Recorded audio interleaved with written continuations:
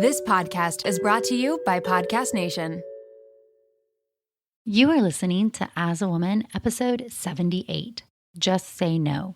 In this episode, we are talking all about saving your yes for the things that really matter and letting go of guilt in all of the other times. Listen in now. Welcome to As a Woman, the podcast hosted by fertility physician Dr. Natalie Crawford to educate and empower women. Each week, learn about your health, your fertility, and how they relate to your true self. Become a part of the community fostering collaboration over competition while learning how to authentically find your voice and amplify others as a woman. Hey friends, welcome back to the As a Woman podcast. Today we are talking about saying no. And I know this maybe sounds like a crazy concept because, of course, yes, say no to the things that you don't want to say yes to. And that sounds very, very easy in principle. And what happens is that sometimes, especially if you're a pleaser like I am, you may get into a rut of saying yes to things that do not serve you out of expectation or guilt or not wanting to cause conflict. And when we get into those moments, what happens is sometimes you say yes so often, over and over and over again, that you start to lose the things that make you you. You start filling up your day with things that do not serve you.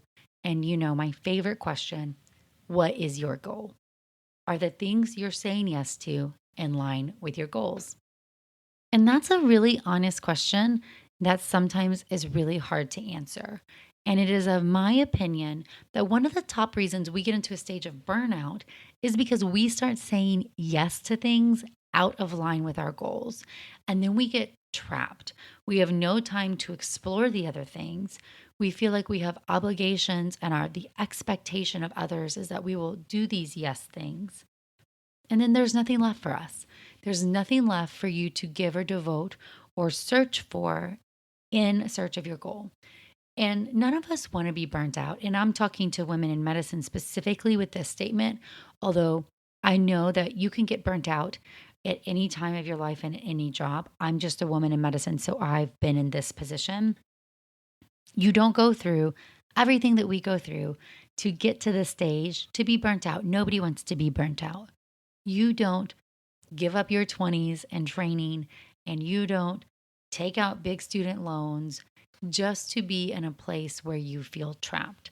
And so protecting yourself from burnout should be a priority for you. Did you just hear that? Nobody has ever said that to me before. But cultivating a life that brings you joy more than it burns you out should be a priority for you. And if you cannot spend the time to make that a priority because you're in such a big hole, you've got to get out of the hole.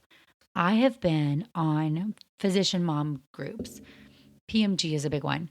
And they're on Facebook groups, and there's a bunch of different physicians, and I usually end up causing trouble or stirring the pot on things. But there have been so many posts right now through COVID of doctor moms saying, I don't want to be in clinical medicine anymore. I don't want to do it. Help me. What do I do? I can't get out. I'm the primary breadwinner or XYZ. And that's really a tough spot to be in. And I'm seeing it so often over and over again. And one thing I think is contributing is the fact that we don't protect ourselves and we allow ourselves to keep moving further and further away from where we want to go. And truly, I don't think all these women have to leave clinical medicine. I think sometimes leaving clinical medicine feels like the easy path. And I've contemplated this when I was burnt out before, because clinical medicine is so corporate. They make it so hard for you. You have loans you pay back, you have a non-competes, you have non-solicits, you have, areas of a restrictive covenant. You have all these things where to switch jobs sometimes is extremely terrifying. And so, not to spend this whole time talking about burnout, but to say these are the consequences of saying yes to everything. And I truly mean it, because part of saying yes to everything, there are the out loud yeses. Yes, I can do that. Sure, no problem. No worries. I got it. Of course, it's not a bother. There's that person who is us when we're doing all those things. And then there's the person who says yes without saying anything at all, meaning something's not right, but you don't want to call it out. And I think that's one we've got to think about also, that many of us aren't as aware of. Something is not right, and yet we let it be out of a fear of causing conflict. And my friends, that is another way of saying yes. You are allowing bad behavior, to put it no other way, just because the price of calling it out feels too great. You will cause conflict. There will now be controversy. There will be tension. You will be viewed as stirring the pot. You will be viewed as somebody who's not a team player, going against the grain, trying to change things, blah, blah, blah, blah, blah.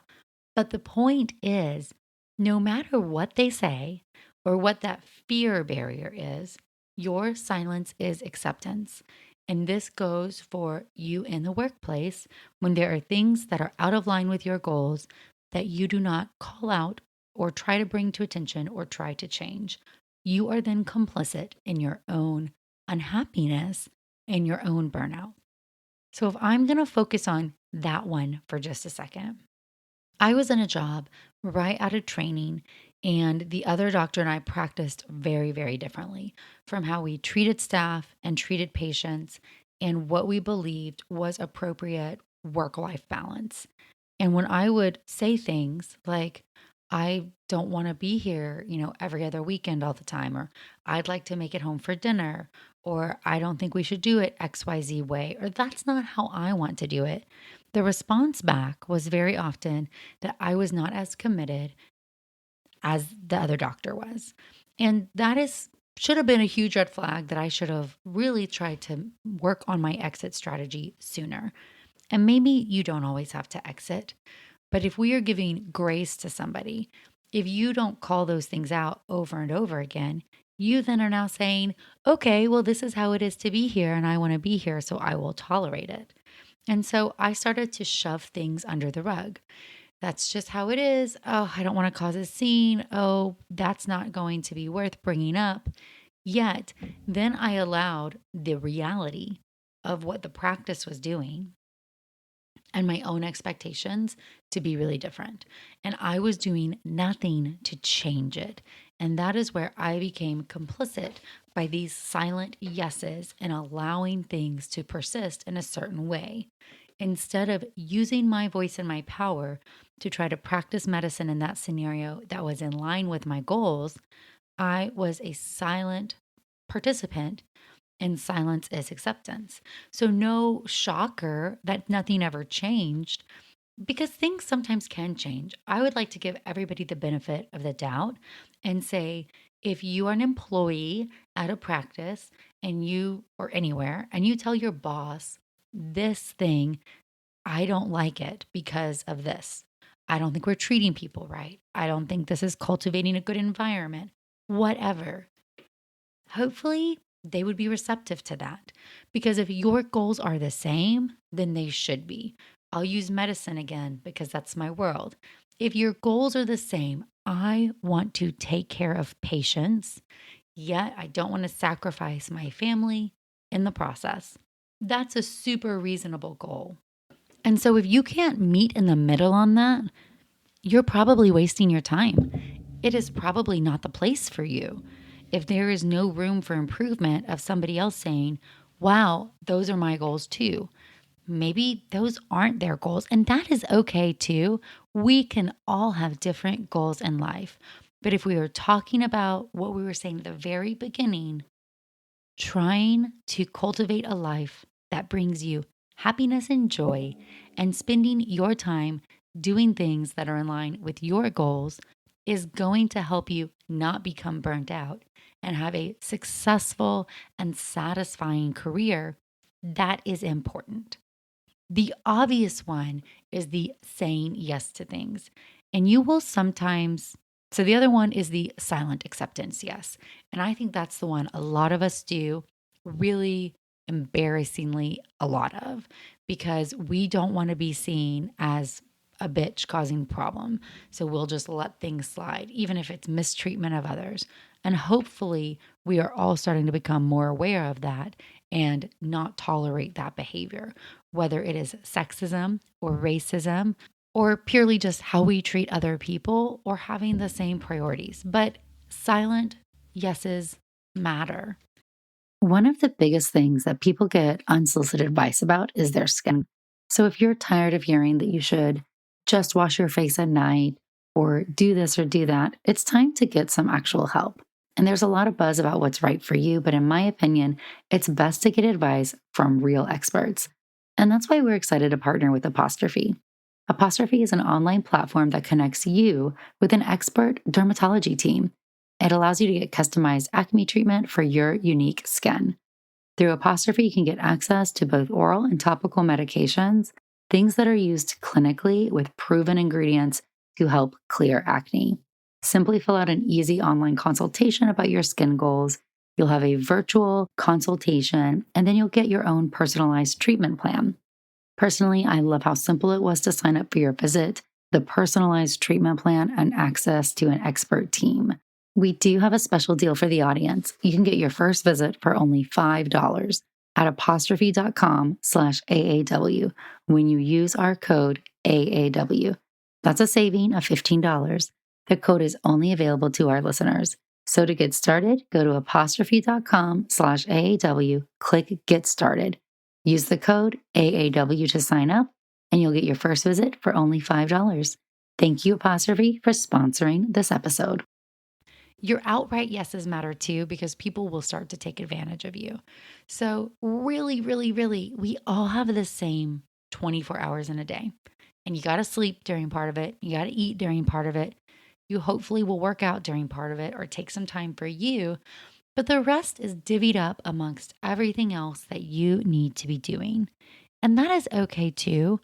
But what I'm telling you is that if you let little tasks fill up all those hours, all your hours are now full of things that don't matter to you as much. Where are you going to fit in the big things? When are you going to spend the time to play with your kids? When are you going to start that podcast to try to reach people? When are you going to make the time to make that informational handout for your patients? When are you going to be able to order the birthday gift for your best friend? If you fill up all your time with other crap, you're not going to have time for the things that matter to you. So I haven't done this in a really long time, but when the podcast first started, episode number 1 is called What is Your Goal? And I really mean it. And those of you who maybe did listen, well, now it's a year and a half later. And those of you who have never listened to that episode, 1, you should go listen to it. But 2, I'm asking you to really think about your life and what you want to do, especially like professionally. Let's say personally is important to you. You want to have a family and be a good wife or mom or whatever. But let's say professionally, what do you want to do? And can you create a goal statement? Can you put your goals into words so that they are a goal statement, meaning this is what you want to accomplish. And this is you putting into a sentence the things that are important to you and the things that matter to you. And so this is something you're going to have to think about. It should summarize things that make sense to you and it puts them into a sentence. And it is okay for it to change. But if you take away all the fear of failing, all the expectations of what others think you should be doing, and you put them into a sentence, your actual dreams and goals without all the other stuff, what does your purpose statement? What is it? And I think you can do this personally too, especially if you're at a personal crossroads. What is really intrinsically important to you? And are you living your life aligned with that? So here is mine for those of you who haven't listened to episode 1. My real goal: to educate women about their health and their bodies, to understand their fertility, to empower them to make choices that align with their goals, their true self, and not what society dictates for them, while being an example that a successful career can coexist with being a great mother. That's a mouthful, but there's a lot in there because that's really the heart of what I'm trying to do. Meaning, if I get asked to do something that doesn't accomplish something in that very long sentence, why am I saying yes? Why? Because it is just pulling me away from that sentence. And I like a sentence because I think you have to work the words and really be choosy about how you're defining yourself. But you could maybe bullet point out your top 3 goals. And I think that is okay too. So these aren't little goals like go beyond Good Morning America or write a book. I mean, those are actual goals. This is a purpose statement that should define why these bullet points are your goals. Does that make sense? Your goals are actionable things you can accomplish or not. Your purpose statement is why you do the things you do. So write a purpose statement. What matters to you? And I want you to share it with somebody because sharing means you really mean it. So it can be me. I'm happy my DMs are open. You can email me, put on the YouTube comments, whatever you want to do. It could be your best friend, your mom, your partner, whatever. But saying it out loud, writing it down, having purpose matters because then you can put it on a sticky note and put it on your mirror or on your laptop. And when people ask you to do something, if it's not in line with your goals, you should say no. And here is the other thing. You don't owe them an explanation. You don't have to make something up. You don't have to, well, I would, but this, and I'm so sorry, apologize, apologize, apologize. Nope, zero, nada. You can just say no. No, thank you for the opportunity. I'm going to decline. And if you think it's a good thing, it's just not aligned with your purpose, but maybe it is with somebody else's, bring them up.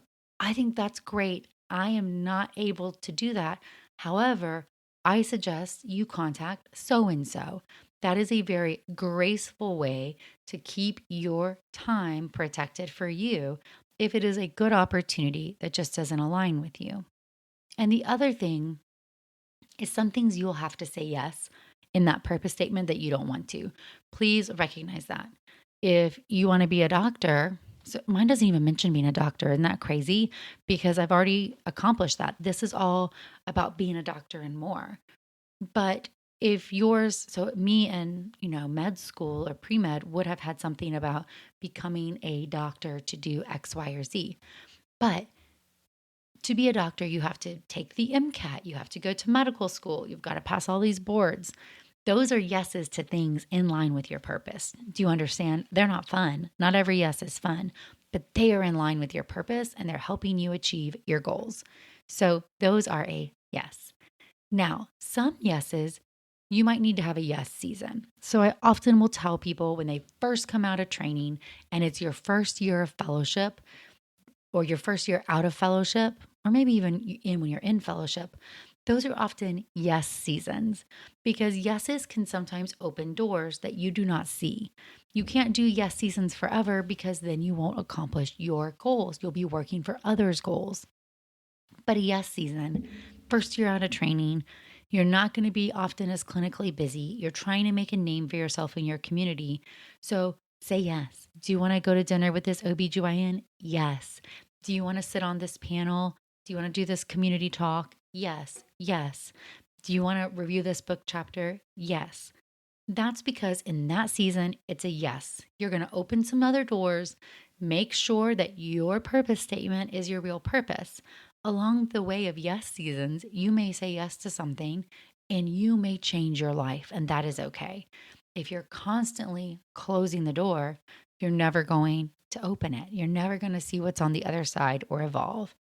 But if you say yes to everything, you are saying no to you some of the time.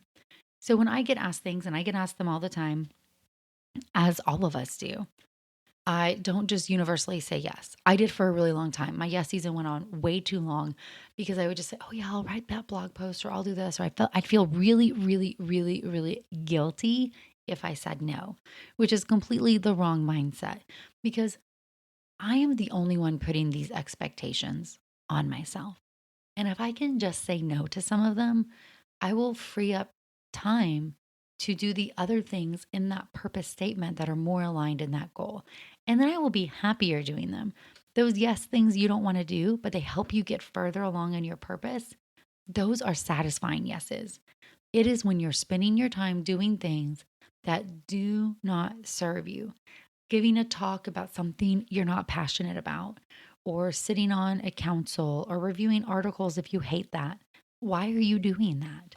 If you love to mentor, say yes to the mentor opportunities, to helping with research projects, but then say no to the community service if that doesn't light your soul on fire. So, really think about you and what matters to you and what your purpose is. And then from your purpose statement, from that sentence you create, you should be able to think about a few tangible goals that you would like to achieve, whether it's in 90 days, 1 year, 5 years. And I think that they should be very concrete.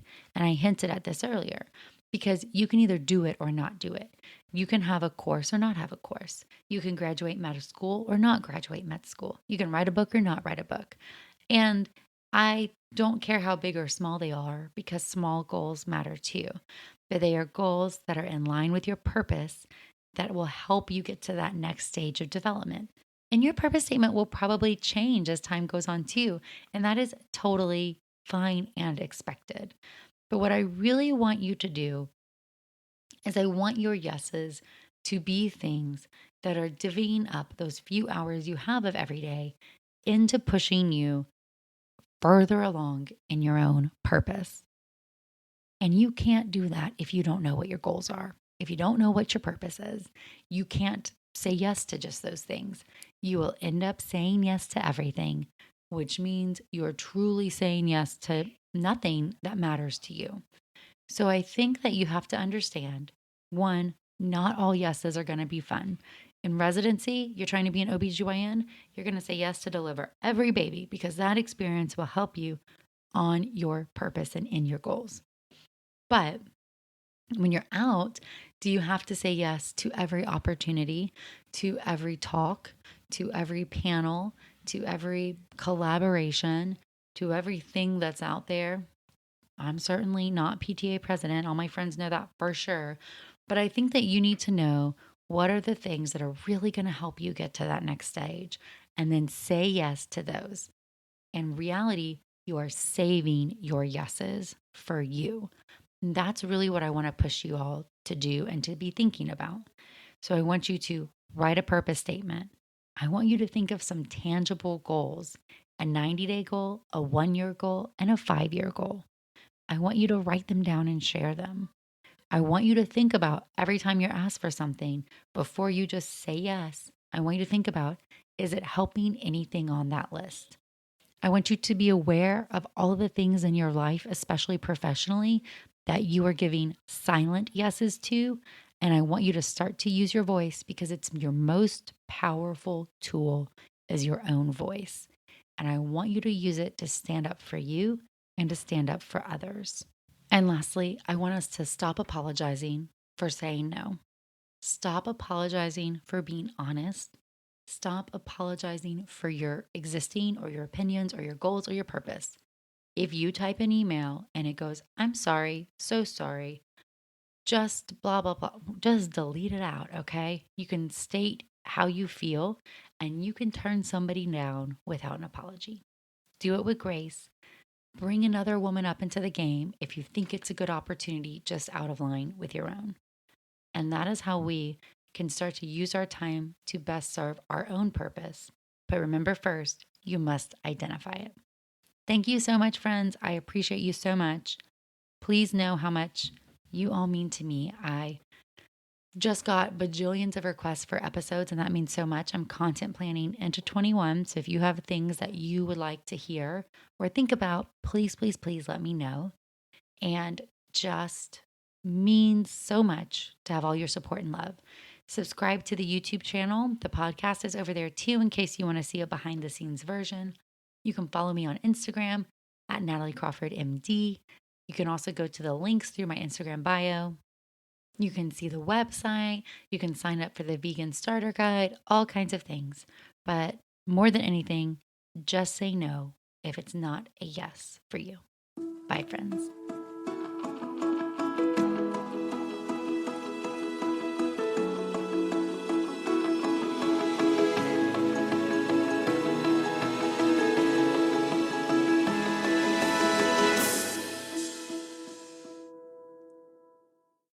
My name is Len Webb. And I'm Vincent Williams. We'd like to welcome you to our documentary podcast, The Class of 1989.